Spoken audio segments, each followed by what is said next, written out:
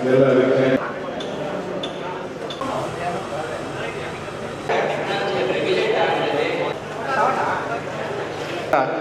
ದಾಳಿಂಬೆ ಬೆಳೆಯ ವಿಜ್ಞಾನಿಗಳಿಂದ ನಿಮಗೆ ನೇರವಾಗಿ ಸಿಕ್ಕಿದ್ರೆ ಇನ್ನೂ ಇದು ಹಣ್ಣುಗಳ ರಾಜ, ಅತಿ ಹೆಚ್ಚು ಜನ ಇಷ್ಟಪಟ್ಟು ಖರೀದಿಸುವ ಹಣ್ಣು ಹಾಗೂ ಕೆಲವೊಮ್ಮೆ ದುಬಾರಿ ಬೆಲೆಗೆ ಮಾರಾಟವಾಗುವ ಹಣ್ಣು ಅಂದ್ರೆ ಅದು ದಾಳಿಂಬೆ.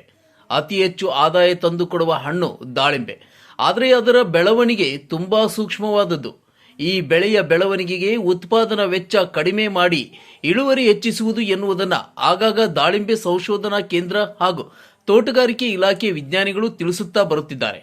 ಅವರ ಸಲಹೆ ಹಾಗೂ ಬೆಳವಣಿಗೆ ವಿಧಾನಗಳನ್ನು ದಾಳಿಂಬೆ ಬೆಳೆಗಾರರು ಪಾಲಿಸಿದರೆ ಯಾರಿಗೂ ನಷ್ಟ ಉಂಟಾಗುವುದಿಲ್ಲ ಎಂದು ಬಾಗಲಕೋಟೆ ತೋಟಗಾರಿಕೆ ವಿಜ್ಞಾನಿಗಳ ವಿಶ್ವವಿದ್ಯಾಲಯದ ಉಪಕುಲಪತಿ ಡಾಕ್ಟರ್ ವಿಷ್ಣುವರ್ಧನ್ ಕರೆ ನೀಡಿದರು. ರಾಷ್ಟ್ರೀಯ ದಾಳಿಂಬೆ ಸಂಶೋಧನಾ ಕೇಂದ್ರ ಸೊಲ್ಲಾಪುರ, ತೋಟಗಾರಿಕೆ ವಿಜ್ಞಾನಿಗಳ ವಿಶ್ವವಿದ್ಯಾಲಯ, ಇಫ್ಕೋ ಹಾಗೂ ಕಾಪ್ಸ್ಬರ್ ಅಗ್ರಿಸೈನ್ಸ್ ಸಂಯುಕ್ತಾಶ್ರಯದಲ್ಲಿ ಇಂದು ಚಿಕ್ಕಬಳ್ಳಾಪುರ ನಗರದ ಹರ್ಷೋದಯ ಕಲ್ಯಾಣ ಮಂಟಪದಲ್ಲಿ ದಾಳಿಂಬೆ ಬೆಳೆಗಾರರಿಗೆ ರಾಜ್ಯ ಮಟ್ಟದ ತಾಂತ್ರಿಕ ಶಿಬಿರ ಏರ್ಪಡಿಸಲಾಗಿತ್ತು. ಕಾರ್ಯಕ್ರಮದಲ್ಲಿ ಗೌರವ ಅತಿಥಿಯಾಗಿ ಮಾತನಾಡಿದ ಬಾಗಲಕೋಟೆ ತೋಟಗಾರಿಕಾ ವಿಜ್ಞಾನಿಗಳ ವಿಶ್ವವಿದ್ಯಾಲಯದ ಉಪಕುಲಪತಿ ಡಾಕ್ಟರ್ ವಿಷ್ಣುವರ್ಧನ್ ಮಾತನಾಡಿ, ದಾಳಿಂಬೆ ಹೆಚ್ಚು ಆದಾಯವನ್ನ ತಂದುಕೊಡುವ ಬೆಳೆ. ಅದರ ಉತ್ಪಾದನಾ ವೆಚ್ಚ ಕಡಿಮೆ ಮಾಡಿ ಉತ್ಪಾದನೆ ಅಥವಾ ಇಳುವರಿ ಹೆಚ್ಚು ಮಾಡುವುದು ಹೇಗೆ ಎನ್ನುವುದೇ ಈ ತಾಂತ್ರಿಕ ಶಿಬಿರದ ಉದ್ದೇಶವಾಗಿದ್ದು, ಈಗಾಗಲೇ ಹಿರಿಯ ವಿಜ್ಞಾನಿ ಡಾಕ್ಟರ್ ಎನ್ ಮಂಜುನಾಥ್ ಹೇಳಿದಂತೆ ದಾಳಿಂಬೆ ಗಿಡ ಮತ್ತು ಅದರ ಹೂವಿಗೆ ರೋಗ ತಗುಲದಂತೆ ಎಚ್ಚರಿಕೆ ವಹಿಸಬೇಕು. ಹೆಚ್ಚು ಔಷಧಿಗಳನ್ನು ಸಿಂಪಡಣೆ ಮಾಡಬಾರದು. ಪ್ರೂನಿಂಗ್ ಮಾಡುವ ಕಾಲ ಮತ್ತು ವಾತಾವರಣ ಗಮನಿಸಬೇಕು. ಇನ್ನು ದಾಳಿಂಬೆ ಹೊರದೇಶಗಳಿಗೆ ರಫ್ತು ಮಾಡುವಾಗಲೂ ಅದರ ಗುಣಮಟ್ಟವನ್ನು ಹಿಡಿದು ಮಾರಾಟ ಮಾಡಲಾಗುತ್ತದೆ. ಇತ್ತೀಚೆಗೆ ಚಿಕ್ಕಬಳ್ಳಾಪುರ, ಬೆಂಗಳೂರು ರೂರಲ್ ಜಿಲ್ಲೆಗಳಲ್ಲಿ ದಾಳಿಂಬೆ ಬೆಳೆಗೆ ಒತ್ತು ನೀಡಲಾಗುತ್ತಿದ್ದು, ನೀವು ಬೇಸಿಗೆ ಮತ್ತು ಚಳಿಗಾಲದಲ್ಲಿ ಕೈಗೊಳ್ಳಬೇಕಾಗಿರುವ ಕ್ರಮಗಳ ಬಗ್ಗೆ ವಿಜ್ಞಾನಿಗಳು ನೀಡುವ ಸಲಹೆ ಹಾಗೂ ಸೂಚನೆಗಳನ್ನು ಪಾಲಿಸಬೇಕು ಎಂದು ಹೇಳಿದರು. ಈ ಒಂದು ಬೆಳೆ ಅತಿ ಹೆಚ್ಚಿನ ಆದಾಯವನ್ನು ಕೊಡ್ತಕ್ಕಂಥ ಪ್ರೆಸೆಂಟ್ ಇದರಲ್ಲಿ ಇದೆ, ಹೆಚ್ಚಿನ ಆದಾಯ ಕೊಡ್ತಕ್ಕಂಥ ಬೆಳೆ. ಅದೇ ರೀತಿ ಹೆಚ್ಚು ನಷ್ಟ ಪಡ್ತಕ್ಕಂಥ ಬೆಳೆನೂ ಇದೆ. ನಾವು ಸ್ವಲ್ಪ ಬೇಕಾದ್ರೆ ಹೆಚ್ಚು ನಷ್ಟ, ನಾವು ಹಾಕಿದ ಬಂಡವಾಳ ಪೂರ್ತಿ ನಷ್ಟ ಪಡ್ತಕ್ಕಂಥ ಬೆಳೆನೂ ಇದೆ. ಅಷ್ಟೊಂದು ಸೂಕ್ಷ್ಮವಾಗಿ ಇರ್ತಕ್ಕಂಥ ಬೆಳೆ. ಅದರಿಂದ ಈಗ ಆಗಲೇ ನಮ್ಮ ಮಂಜುನಾಥ ಹೇಳಿದ ರೀತಿಯಲ್ಲಿ ಈಗ ನಾವು ಇಷ್ಟೆಲ್ಲ ಉತ್ಪಾದನೆ ಮಾಡ್ತಾ ಇದ್ದೀವಿ, ಕೇವಲ 2.5% ಅಷ್ಟೇ ನಾವು ರಫ್ತನ್ನ ಮಾಡ್ತಾ ಇದ್ದೀವಿ.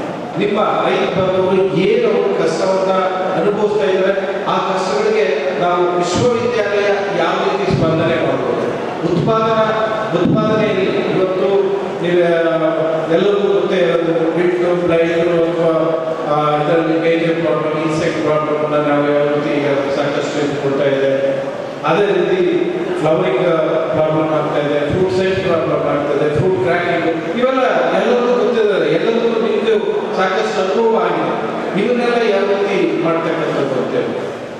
ಅದೇ ರೀತಿಯಲ್ಲಿ ಈಗ ಎಕ್ಸ್ಪೋರ್ಟ್ ಮಾಡಲಿಕ್ಕೆ ಈಗ ನಾವು ಯಾಕೆ ಎಕ್ಸ್ಪೋರ್ಟ್ ಮಾಡಕ್ ಆಗ್ತಾ ಇಲ್ಲ ಅಂದ್ರೆ, ನಮ್ಮಲ್ಲಿ ಉತ್ಪಾದನೆ ಆಗ್ತಕ್ಕಂಥ ಈ ಹಣ್ಣಿನಲ್ಲಿ ರೆಸಿಡಿಯಲ್ ಅನಾಲಿಸಿಸ್ ಮತ್ತೆ ಕಾಂಟ್ಯಾಮಿನೇಷನ್, ನಾವು ಯಾವುದೇ ಇತಿಮಿತಿ ಇಲ್ಲದೆ ಯಾರು ಒಬ್ಬರು ನಿಮಗೆ ಯಾವ ರೀತಿ ಗೊತ್ತಿಲ್ಲ, ಆ ಇತಿಮಿತಿ ಇಲ್ಲದೆ ಈ ಬೆಳೆಯನ್ನು ಉಳಿಸ್ಕೋಬೇಕು ಅನ್ನೋ ಒಂದೇ ಕಾರಣದಿಂದ ಅಥವಾ ಬೆಳೆಯನ್ನು ಬೆಳಿಬೇಕು ಅನ್ನೋ ಒಂದೇ ಕಾರಣದಿಂದ ಈ ಕೆಮಿಕಲ್ ಅನ್ನ ಬೆಳಿತಕ್ಕಂಥದ್ದು, ಆ ರೆಸಿಡಿಯಲ್ ಎಫೆಕ್ಟ್. ಮತ್ತೆ ಈ ಮೈಕ್ರೋಬಿಯಲ್ ಕಂಟಾಮಿನೇಷನ್, ಫೈಟೋಸ್ಯಾನಿಟರಿ ಇದು ನಮಗೆ ಹೊರ ದೇಶಕ್ಕೆ ಕಳಿಸಲಿಕ್ಕೆ ಮತ್ತೆ ಒಳ್ಳೆ ಗುಣಮಟ್ಟದ ಈ ಪೋಸ್ಟ್ ಹಾರ್ವೆಸ್ಟ್ ಮ್ಯಾನೇಜ್ಮೆಂಟ್ ಅಲ್ಲಿ ಅದಕ್ಕೇನೋ ಟ್ರೀಟ್ಮೆಂಟ್ ಮಾಡಿ ಕಳಿಸ್ತಕ್ಕಂಥದ್ದು, ಮತ್ತೆ ಯೂನಿಫಾರ್ಮ್ ಸೈಜು ಮತ್ತೆ ಕ್ವಾಲಿಟಿ, ಏರಿಯಲ್ ಕ್ವಾಲಿಟಿ, ಇವೆಲ್ಲ ನಾವು ಖಂಡಿತ ಈ ಗುಣಮಟ್ಟವನ್ನ ಖಂಡಿತ ನಾವು ಯಾಕೆಂದ್ರೆ ನೀವೆಲ್ಲ ಒಳ್ಳೆ ಉತ್ಪಾದನೆ ಮಾಡ್ತಾ ಇದ್ರೆ ಇದನ್ನ ಮಾಡೋದೇನು ದೊಡ್ಡ ಸಂಗತಿ ಏನಲ್ಲ. ಆದ್ರೆ ಶಿಬಿರದ ಮುಂಭಾಗದಲ್ಲಿ ನ್ಯಾನೋ ಡಿಎಪಿ ಮತ್ತು ಯೂರಿಯಾ ಕಂಪನಿ ಹಾಗೂ ನರ್ಸರಿ ಗಾರ್ಡನ್ ಬಗ್ಗೆಯೂ ಪ್ರಾತ್ಯಕ್ಷಿಕೆ ಹಾಗೂ ಮಾರಾಟ ಪ್ರದರ್ಶನ ಹಮ್ಮಿಕೊಳ್ಳಲಾಗಿತ್ತು. ವೇದಿಕೆಯಲ್ಲಿ ಇಫ್ಕೋ ರಾಜ್ಯ ಮಾರುಕಟ್ಟೆ ವ್ಯವಸ್ಥಾಪಕ ಡಾಕ್ಟರ್ ಸಿ ನಾರಾಯಣಸ್ವಾಮಿ, ಕೇಂದ್ರೀಯ ರೇಷ್ಮೆ ಬೋರ್ಡ್ ಜಂಟಿ ಕಾರ್ಯದರ್ಶಿ ಡಾಕ್ಟರ್ ನರೇಶ್ ಬಾಬು, ತಾಂತ್ರಿಕ ಉಪನ್ಯಾಸ ನೀಡಿದ doctor N Manjunath, doctor Jyotsna Sharma, Karnataka ದಾಳಿಂಬೆ ಬೆಳೆಗಾರರ ಸಂಘದ ಅಧ್ಯಕ್ಷ ಜೆಸಿ ಮುನೇಗೌಡ ಸೇರಿದಂತೆ ಇತರೆ ಅಧಿಕಾರಿಗಳು ಭಾಗವಹಿಸಿದ್ದರು.